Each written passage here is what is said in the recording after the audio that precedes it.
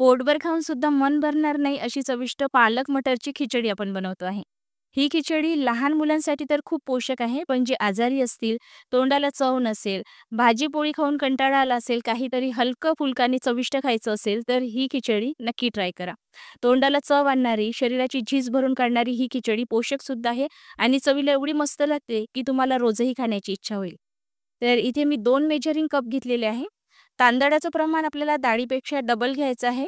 तर यासाठी मी 250 एमएलचा जो कप असतो, त्या कपनी मोजून 1 कप तांदूळ घेतलेले आहे. तुम्ही हे प्रमाण वाटीने सुद्धा मोजून घेऊ शकता. एक छोटी वाटी आणि एक मोठी वाटी घेऊन हे प्रमाण मोजून घ्या. तर ही खिचडी पाचक असल्यामुळे इथे मी डाळीचं प्रमाण कमी ठेवते आहे. तुम्ही सारखं हे प्रमाण घेऊ शकता.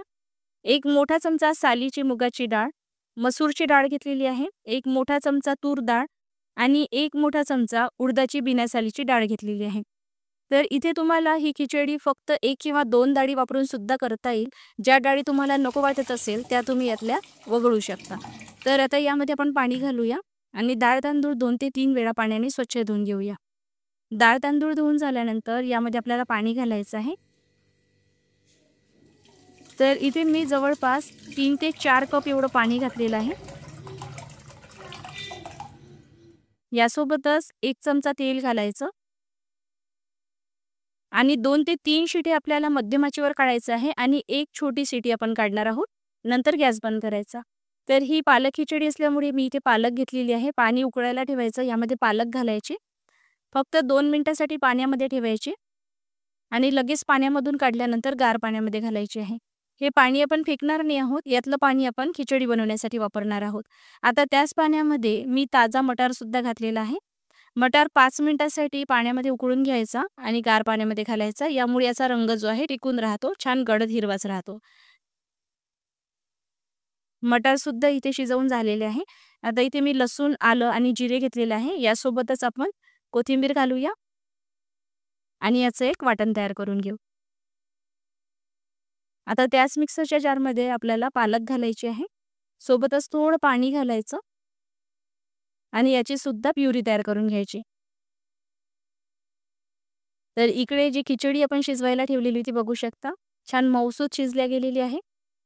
तर इथे जर तुम्हाला खिचडीमध्ये तांदूळ पूर्णपणे मॅश झालेला आवडत नसेल, तर तुम्ही खिचडीमध्ये थोडं कमी पाणी घालून शिजवून घेऊ शकता आणि कमी शिट्या काढून शिजवला, तर तांदळाचे थोडे-थोडे कणसुद्धा राहतात, जे खिचडीमध्ये छान लागतात. मला तसेच आवडतात.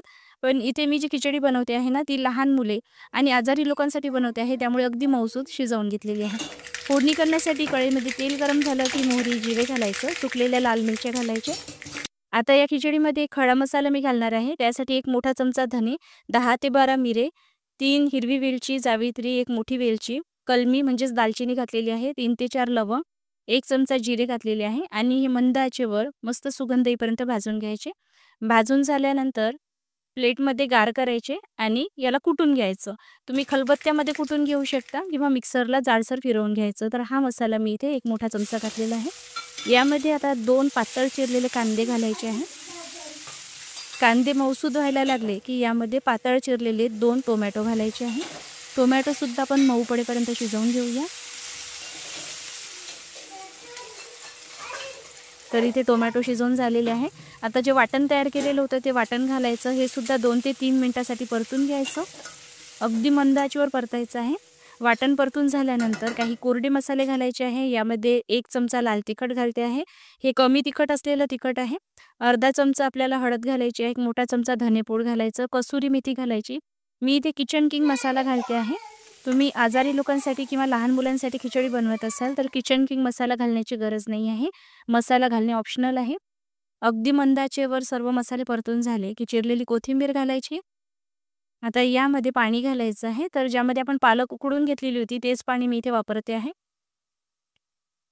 आता पालकची जी प्युरी तयार केलेली होती ती घालायची. ही सुद्धा नीट एकदा मिसळून घ्यायची. पालक आपल्याला 2 ते 3 मिनिट व्यवस्थित मंद आचेवर शिजवून घ्यायची आहे. यामुळे पालकमध्ये असलेला कच्चेपणा आणि उग्रपणा कमी होतो.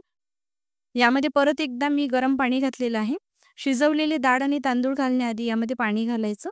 म्हणजे डाळ तांदूळ जे आहे व्यवस्थित एकजीव केलं जाईल. तर यामध्ये आता शिजवलेले डाळ तांदूळ घातल्यानंतर मी सर्व एकदा मिसळून घेते आहे. तर आजची जी खिचडी आपण बनवतो आहे ती 6 ते 7 लोकांना व्यवस्थित पुरते. तर हे प्रमाण जे आहे तुम्ही तुमच्या आवडीनुसार आणि गरजेनुसार कमी जास्त करू शकता. आता यामध्ये मी 1 कप पाणी घातलेलं आहे, ज्यामध्ये आपण पालक उकडून घेतलेली होती तेच पाणी मी इथे वापरते आहे. पाणी तुमच्या आवश्यकतेनुसार कमी जास्त करू शकता. म्हणजे जर खिचडी तुम्हाला खूप लपलपीत हवी असेल, लहान मुलांसाठी बनवत असाल किंवा आजारी लोकांसाठी किंवा ज्यांना पचनाचा त्रास आहे, अगदी हलकं-फुलकं काहीतरी तुम्हाला खायचं असेल, तर त्यासाठी खिचडी अगदी मऊसूत बनवायची असेल, तर जास्त पाणी घालून पातळ करून घेऊ शकता. शिजवलेला मटार घालायचा आणि चवीनुसार मीठ घालायचं आहे. सर्व एकत्रित करून घ्यायचं, मिसळून घ्यायचं. तर ही खिचडी तयार झालेली आहे. 5 ते 7 मिनिटासाठी ही खिचडी अगदी मंद आचेवर तुम्ही शिजवून घेऊ शकता आणि सर्वात शेवटी बटर किंवा तूप घालायचं. मी बटर यासाठी घालते आहे, बटरमुळे याला धाब्यावरच्यासारखी टेस्ट येते.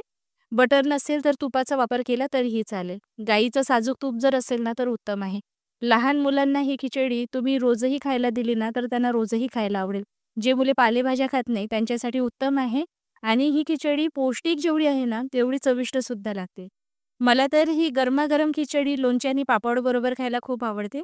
तर काही दिवसापूर्वी मी गाजर, मुळा आणि हिरवी मिरची याचे लोणचे बनवलेले होते. रेसिपी मी लवकरच अपलोड करणार आहे. तर तुम्हाला ही खिचडी कशाबरोबर खायला आवडते मला कमेंट करून नक्की कळवा. व्हिडिओ जर तुम्हाला आवडला असेल तर लाईक करून शेअर नक्की करा आणि अशाच रेसिपी पुढे बघण्यासाठी पेजला फॉलो करून घरोघरी अन्नपूर्णा या यूट्यूब चॅनलला सबस्क्राईब नक्की करा. लवकरच भेट होईल. तोपर्यंत व्हिडिओ बघण्यासाठी धन्यवाद.